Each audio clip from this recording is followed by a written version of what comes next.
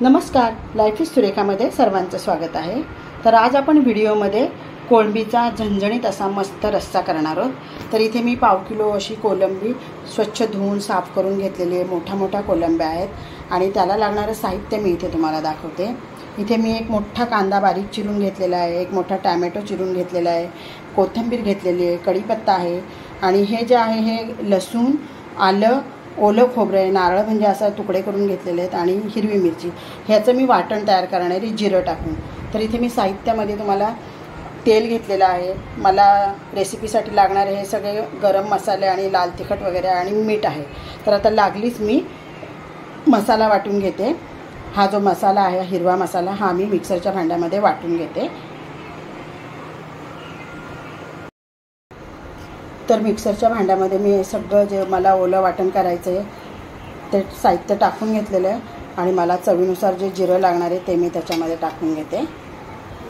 आता हे बारीक असं वाटून घेते।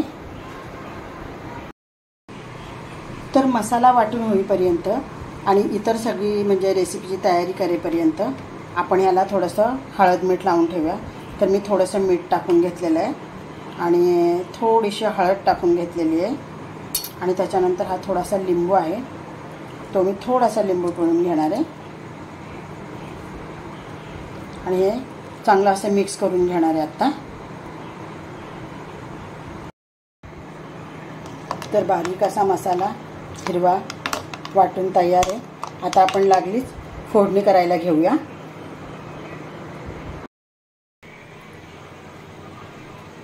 तर मसाला आपला हिरवा वाटून झालेला आहे आणि मी पातेलं ठेवलेलं आहे, गॅस पेटवून घेतलेला आहे आणि पातेलं आपलं गरम झालेलं आहे। त्यामध्ये मी 1 ते 1.5 पळी नेहमीप्रमाणे तेल टाकून घेतलेलं आहे।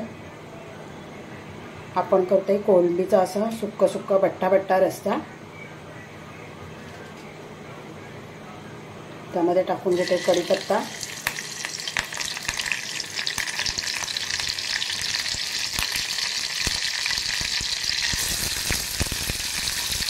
एक मोठा बारीक चिरलेला कांदा,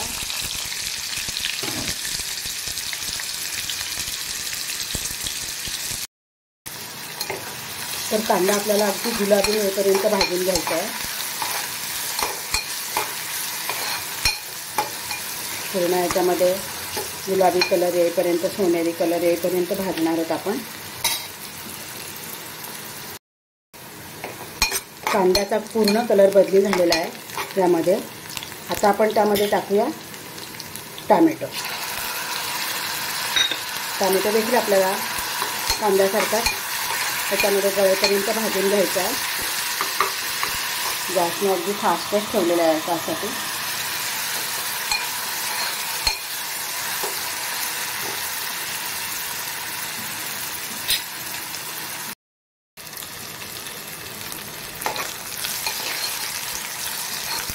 कांदा, टोमॅटो, कढीपत्ता छान भाजून झालेला आहे। त्यामध्ये मी टाकणारे ह्या संपूर्ण कोळंब्या ज्या आपण हळद मीठ लावून ठेवल्या होत्या त्या सगळ्या तेलामध्येच मी टाकून घेतलेलं आहे।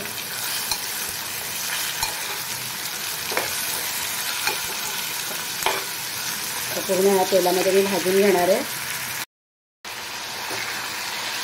तर ज्या आपण कोळंब्या मी याच्यामध्ये तेलामध्ये टाकल्या होत्या तर तुम्ही इथे पाहताय तेलामध्ये त्या भाजून निघाल्यामुळे त्याचा पूर्ण आकार आणि जो लवचिकपणा असतो तो पूर्ण नाहीसा झालेला आहे आणि कोळंबीचा पूर्ण आकार पण चेंज झालेला आहे, त्या कडक झालेला आहे।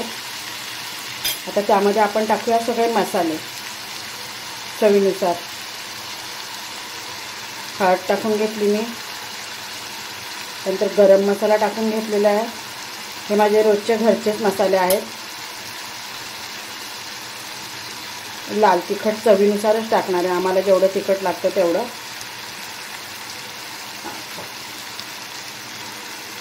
लाल तिखट टाकून घेतलं आणि हा जो हिरवा मसाला आपण आता वाटण करून घेतलं तो संपूर्ण हिरवा मसाला मी थोडंसं ठेवते टाकून घेतलेला आहे। आता हे सगळं मला छान असं मिक्स करून घ्यायचं।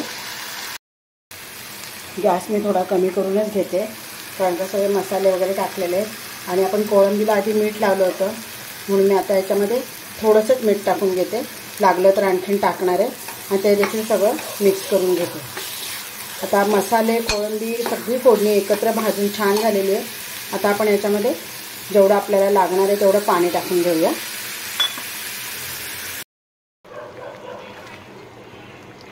तर इथे मी एवढं पाणी टाकून घेतलेलं आहे आणि मला जरा थोडंसं सुक्कं करायचं आहे. पण कोळंबी मोठी असल्यामुळे तिला जरा शिजायला वेळ लागेल म्हणून थोडं पाणी जास्तच ठेवलेलं आहे. आणि आता गॅस पण फास्ट करून घेते आणि आता आपण मोठी उकळी यायची वाट पाहूया.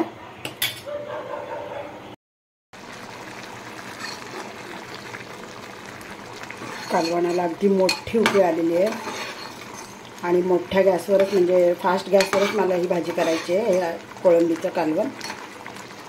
त्यामुळे मी गॅस कमी केलेला नाही आहे.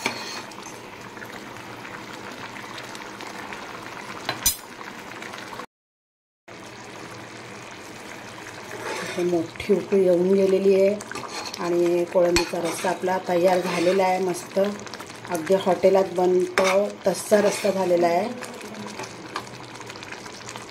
आता आपण थोडंसं बारीक गॅस करूया. बारीक गॅस करून ठेवलेलं आहे आणि वरून टाकूया थोडीशी कोथिंबीर. तर कोळंबीचा सुक्का रस्सा अगदी गरमागरम आपला झणझणीत आणि टेस्टी तयार झालेला आहे. छान असा सुगंध सुटलेला आहे. रेसिपी जर आवडली तर रेसिपीला लाईक करा, शेअर करा, कमेंट करा आणि सबस्क्राईब करा. धन्यवाद.